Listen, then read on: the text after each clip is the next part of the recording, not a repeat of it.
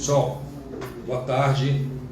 Estou aqui recebendo o João Cássio Figueiredo, Coruja, meu amigo.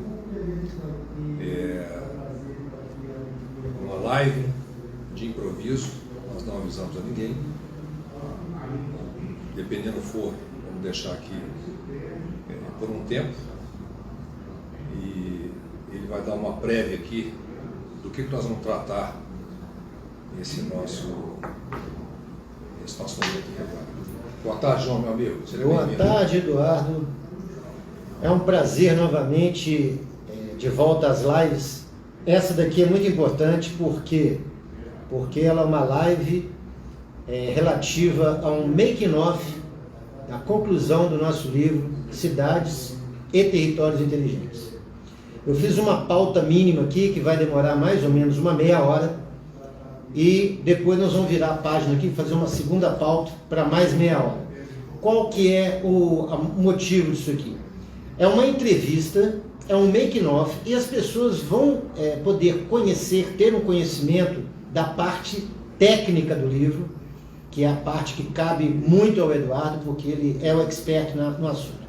A nossa pauta é para que a gente entenda o que é cidade inteligente, o que é território inteligente, quais são as diferenças de aplicação de um conceito ou outro, dependendo do ambiente contaminado da cidade ou não. E por último aqui nós vamos ter a concepção do Eduardo a respeito de uma ideia muito própria dele, eu posso dizer que é inédita, e ele vai colocar alguns exemplos de cidades sobre o que é uma cidade inteligente no mundo hoje, dando exemplos, e também dando exemplos, se possível, de territórios inteligentes e mostrando e também demonstrando por que foi possível se aplicar o conceito numa área contaminada ou não. Vai poder fazer uma pauta com 5 itens, eu acho que meia hora a gente consegue fechar. Então a primeira pergunta, Eduardo: cidades inteligentes, o que são cidades inteligentes? João, se me permite, eu queria pontuar como que surgiu essa ideia de maneira muito sucinta. Nós partimos de um projeto, de um estudo de muitos anos, incluindo fundações de instituições como a Estruturação Urbana, a FAUCA, Federação dos Loteamentos da Cidade Alta, e da experiência de décadas, né? A partir da formação na engenharia, obviamente, mas a especialização no urbanismo. E eu falei com o João, João, eu acho muito importante que a gente possa divulgar, promover para a população em geral que se interessa pela nossa cidade e também para esses profissionais que estão chegando no mercado e que não tiveram essa visão tão prática de desafios superados que nós tivemos, né? Isso parte da experiência também de algumas incursões na vida pública, né, onde houve um aprofundamento além meramente das ciências multidisciplinares da engenharia do urbanismo e da arquitetura, né, e com essa visão pública, né, do espaço público, enfim, o aspecto de plano de diretores. E aí eu falei, poxa, como é um interesse maior, a gente... o urbanismo é muito universal. Claro que o Oriente tem uma situação um pouco diferente, mas aqui no geral, no Ocidente, não só no Brasil, mas Europa, Estados Unidos, tudo, o urbanismo tem conceitos que são de identidade, né? A partir desses conceitos, eu acho que é importante que nós tratemos de cidades, né? E nessa nova fase do chamado pós-urbanismo, nós nos inserirmos na questão do que é uma cidade inteligente, né? Então, assim, é necessário a gente ter essa introdução para responder já a tua pergunta. Só fazendo um outro parênteses aqui anterior, eu esqueci de falar que então o livro ele tem um histórico de Juiz de Fora de 300 anos. Juiz de Fora está completando, na verdade, somando todos os períodos, todas as fases que ela teve, antes da emancipação, inclusive, Brasil Colônia, 1703, Juiz de Fora está fazendo então 320 anos na completude, né, da sua vida. Não é pouca coisa, Juiz de Fora tem uma tradição muito grande. Nós inserimos também no livro memórias, nossas memórias de infância, de família, como era o comportamento. A pauta seguinte será um pouco sobre isso. E a primeira pergunta que eu faço é relativa às cidades. Por quê? Porque essa parte técnica, as pessoas talvez tenham desconhecimento, mas vão entender a importância da qualidade de vida que se pode ter com isso. Então, Eduardo, o que são as cidades inteligentes? O que é que elas são? Cidades sempre tiveram que ser inteligentes, desde o início dos tempos. Eu pego duas referências aqui, que é uma das mais antigas, do Vale do Rio Indo, né? Na antiga Índia, agora Paquistão, né? E Pompeia, por exemplo, dois exemplos aí que são mais conhecidos. Mais antigas que Roma, para você ter ideia. Então sempre houve a necessidade, a partir de quando o homem se juntou em comunidade, de que você tinha que ter todo um suprimento de água, você tinha que ter toda uma estruturação, um layout. Então isso vem ao longo de milênios, né? É um homem urbano, então? Então o urbanismo surgiu aí, quando o homem deixou de ser coletor e nômade, né? Bom, e objetivamente, o que são cidades, e serão cada vez mais cidades inteligentes? São cidades onde você tem essas estruturas convencionais, vamos chamar assim, e universais, e com as novas tecnologias, né? De Wi-Fi, de sistemas de segurança, não é? Bom, isso aí que gravar ao vivo é isso aqui, viu, gente? Então é natural um pouco isso aí. Mas não é nem uma live, é bom que se diga, não é nem uma live preparada para esse propósito. Nós estamos fazendo aqui um estudo de fundo para refinar o livro que nós vamos estar publicando aí para quem chegou depois. Então, assim, a tecnologia está aí, já, né, é evidente que todo mundo está conectado, praticamente toda a população, né, raríssimas exceções, e agora nós estamos dando um outro salto assim, extremamente decisivo para a humanidade, que é a inteligência artificial, né, com todos os cuidados que vai ter que ter.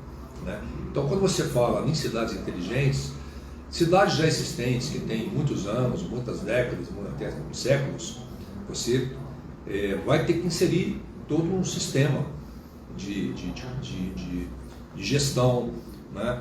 Da gestão pública, de semáforos mais inteligentes, monitoramento de trânsito, a questão da melhor comunicação entre os habitantes.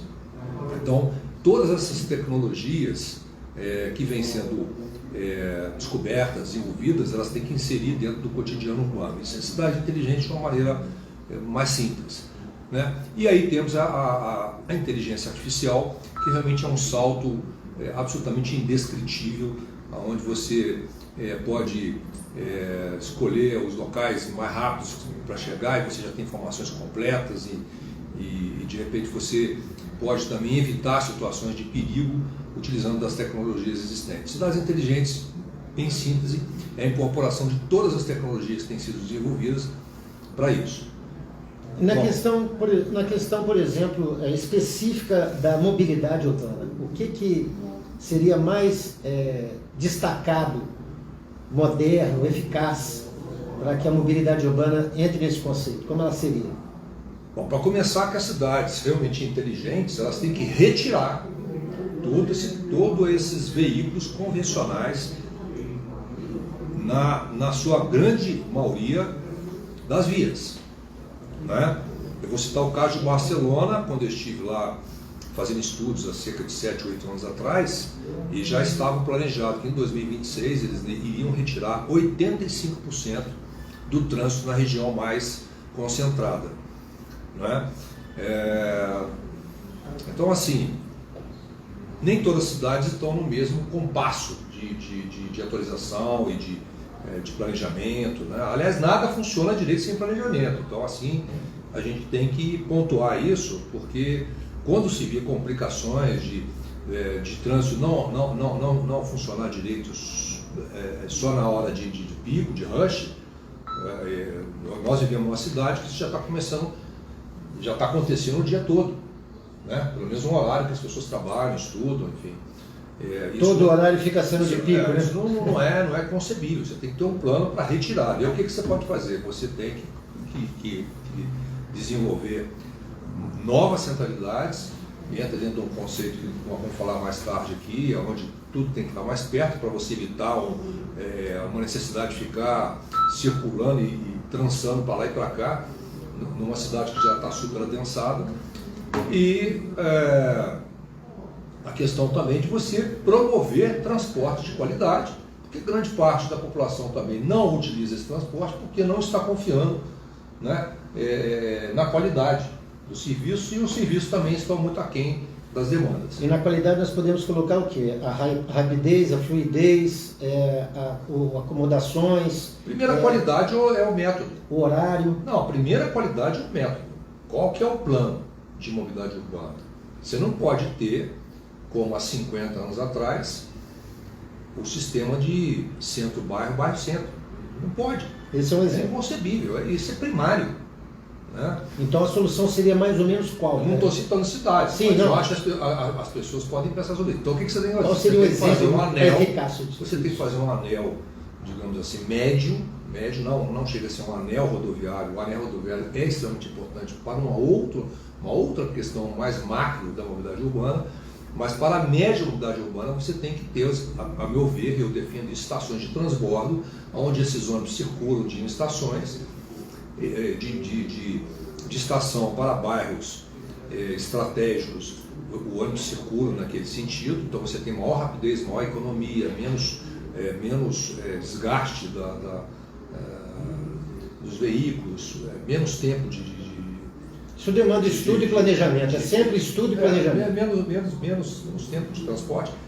E você também, e a partir disso aí, você faz com um bilhete único uma circulação de transbordos, onde você evita esse adensamento, que a gente não compreende como é que continua isso. Tem profissionais da área, arquitetos, urbanistas, que defendem. Eu tenho plena convicção de que não se deve forçar um maior adensamento do centro, mas é questões de ponto de vista. Defendo sim que dessas estações até o centro você tenha tipo os BRTs ou veículos leves sob trilho, né? De maneira que você vai fazendo já uma filtragem da demanda de deslocamento das pessoas pelos diversos motivos e razões, né? Um levantamento que se faz. Com menos desgaste das pessoas, com menos tempo, com um sistema muito mais econômico, e isso aí vai influenciar não só a questão da mobilidade urbana, mas o território urbano em termos de qualidade como um todo.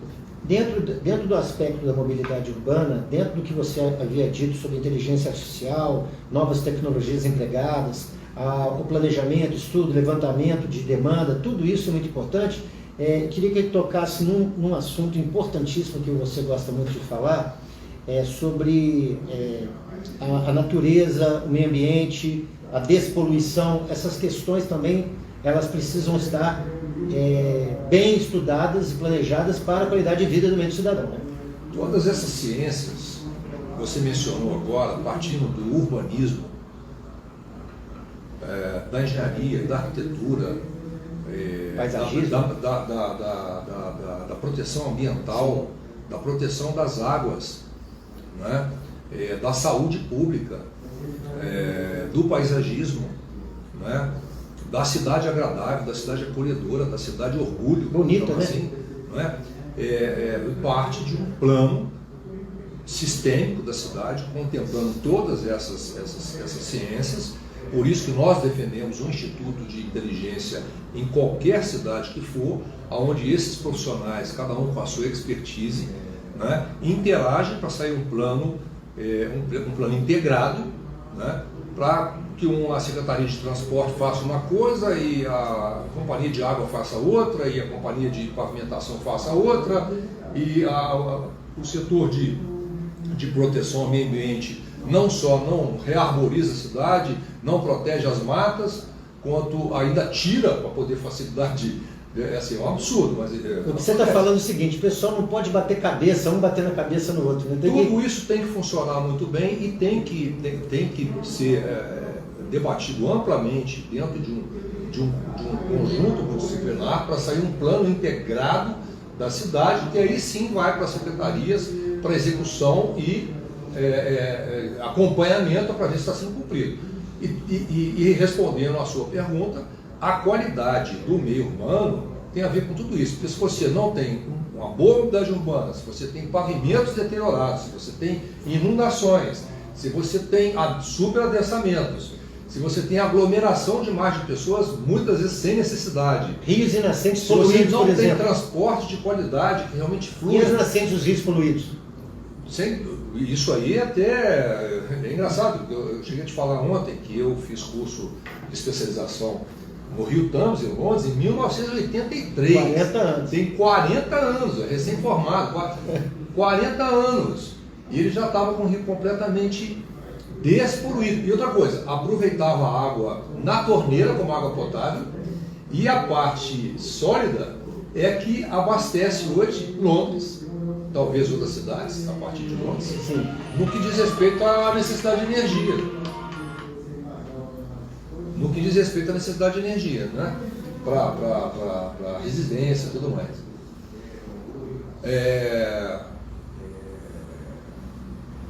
Resolveu aí, João? Resolvi.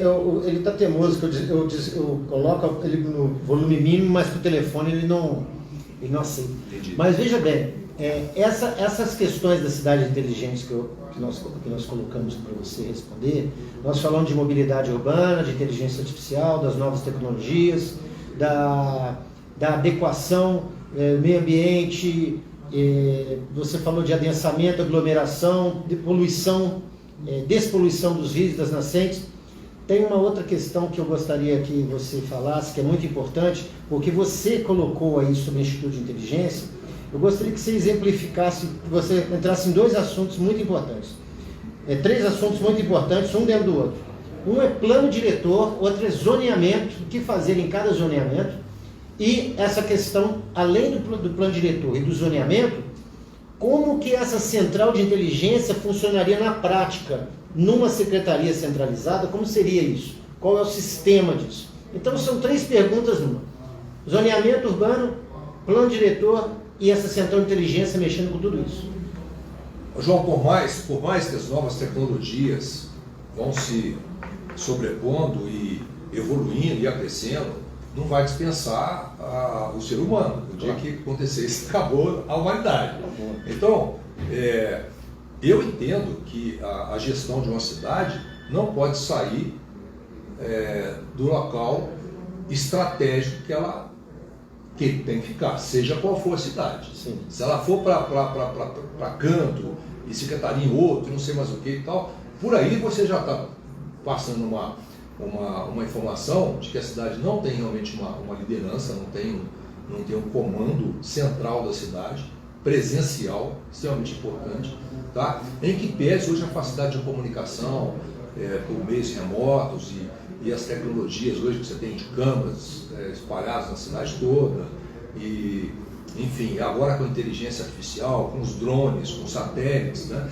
Então, tudo isso veio para melhorar as condições. Por isso que eu falo que cidade inteligente, antes de incorporar tecnologia, que usualmente as pessoas acham isso, elas têm que ser inteligentes no básico, que são águas poluídas, meio ambiente preservado, patrimônio histórico preservado, condições de vida, de forma que as pessoas tenham renda, né, que não vivam de assistencialismo, né, por isso nós pregamos realmente uma economia forte.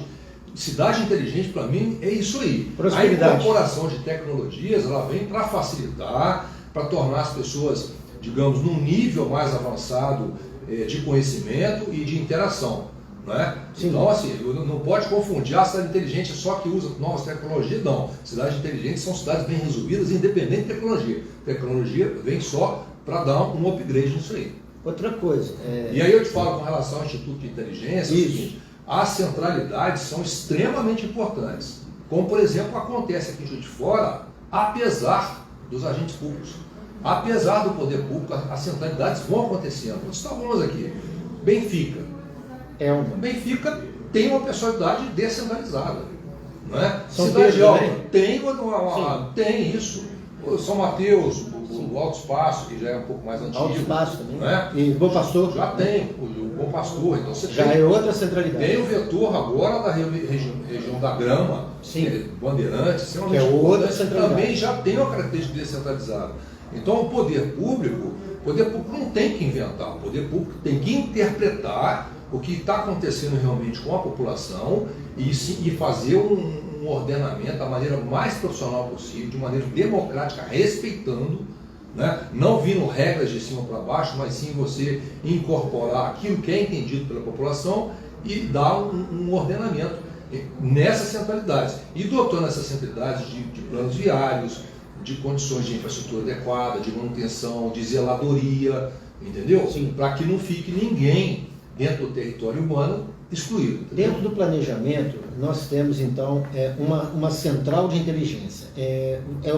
Nós estamos falando o seguinte: o que fazer em cada zoneamento, como que se faz isso, como é que se estuda e se planeja isso por uma central de inteligência, como que se planeja um zoneamento eficaz para a cidade, porque tem várias características, cada região da cidade tem as suas características, tem suas demandas e tem as suas peculiaridades, né? Cada região tem o seu mote, se vai ser serviço, se vai ser comércio, se vai ser indústria, se você está entendendo, residencial plena ou não, ou mista.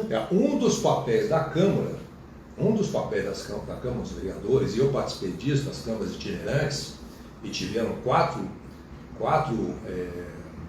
representantes, e eu representei a Zona Oeste, que pega essa cidade alta, mais a Delta Salgado e tal, exatamente que você levante as demandas, porque é interessante, você tem uma cidade que precisa ter uma mentalidade, precisa ter uma identidade e tal, mas regiões diferentes da cidade têm algumas culturas próprias.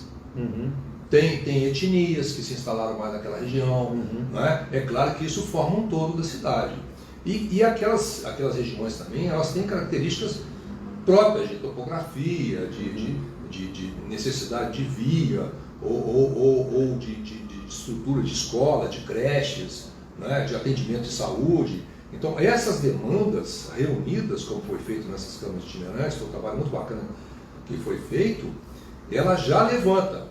Eu entendo que esse material todo, a partir das ações da Câmara dos Vereadores, através dos vereadores, né, que foram eleitos para esse tipo de representação, ser encaminhado a uma central de inteligência, isso vai ser tratado, isso vai ser trabalhado por profissionais e tudo em consonância, assim, com muito cuidado, com muito respeito do que foi levantado nesses trabalhos, que não foram só os vereadores, eu fiz parte disso aí, né, e outros.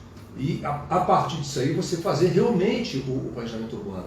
E a cada 10 anos você tem que fazer o plano diretor. O plano diretor, ele você me perguntou, ele trata mais da questão do desenvolvimento, da expansão urbana, da ocupação do território, da lei de parcelamento, lei de ocupação do solo, que são hierarquicamente abaixo do plano diretor, claro, que por sua vez é ligado ao Estatuto da Cidade. Sim, né? E à Constituição Federal. E acima de 25 mil habitantes você tem que ter o plano diretor obrigatoriamente, sob pena de você ter problemas de repasse de ICMS. Sim, claro. E tudo mais.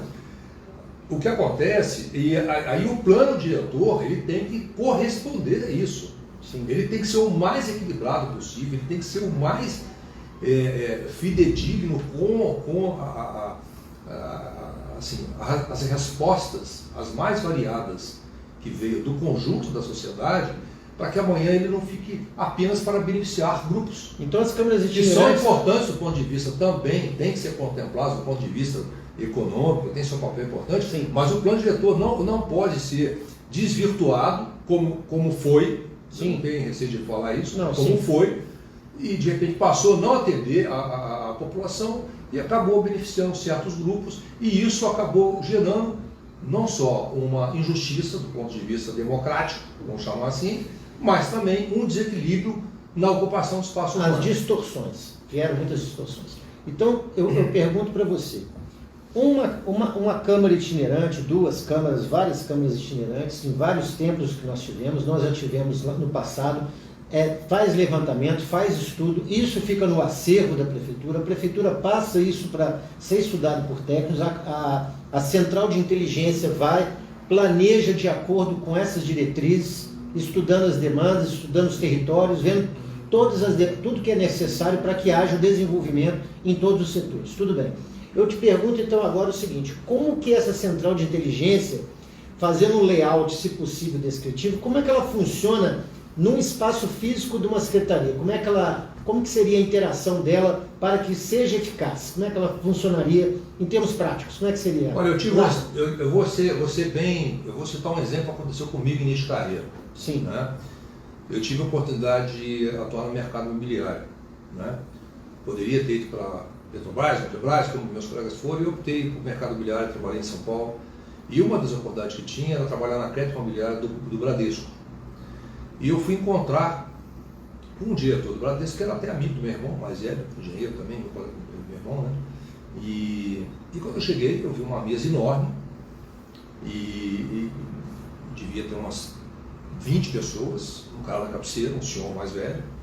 Eu falei, caramba, está acontecendo uma coisa importante. E esse diretor lá me viu, fez um sinal para me esperar. Aí esperei, na hora que ele saiu, eu falei, poxa, eu não queria atrapalhar a sua reunião. Ele virou, não, eu falei, senhor, eu tinha marcado com você, terminando aqui, eu iria te atender e tal. Como eu acabei não entrando pro Bradesco e acabei indo pro Real, uma companhia de crédito imobiliário da Paulista no Real. Aí ele falou, não, nós trabalhamos assim a maior parte do dia. Então eu estou te citando um exemplo que eu defendo. É uma reunião permanente, não, né? É todo mundo ali. A pessoa sai um pouquinho só, em um determinado tempo, na hora que ele tem que ir lá cumprir a meta, a missão dele. Mas, no geral, é todo mundo trabalhando junto. Então eu não entendo como uma cidade, por exemplo, de 600 mil habitantes, 1 milhão de habitantes, não fique todo mundo trabalhando o tempo todo, né? Procurando digamos assim, a consolidação das soluções, para que a hora que sair dali você tenha uma solução integrada da cidade, não fragmentada, que de repente não resolve a cidade, gasta-se demais e você não tem eficiência na gestão pública. E ali o plano de conceito, né? Plano ideal, ali não é executivo, ali o executivo vai ser outro departamento, não é isso? É isso aí. Aqui, então nós temos agora uma pausa, nós vamos voltar daqui a pouquinho, continuar. Boa. Ficou legal, hein? Isso foi só a primeira pergunta, hein? Vou tentar fazer mais rápido. A câmera está finalizando a gravação. Ficou legal. Tem que desligar aqui, ó. Eu dei uma ajeitada aqui. Desliga aqui, nós estamos ao vivo ainda.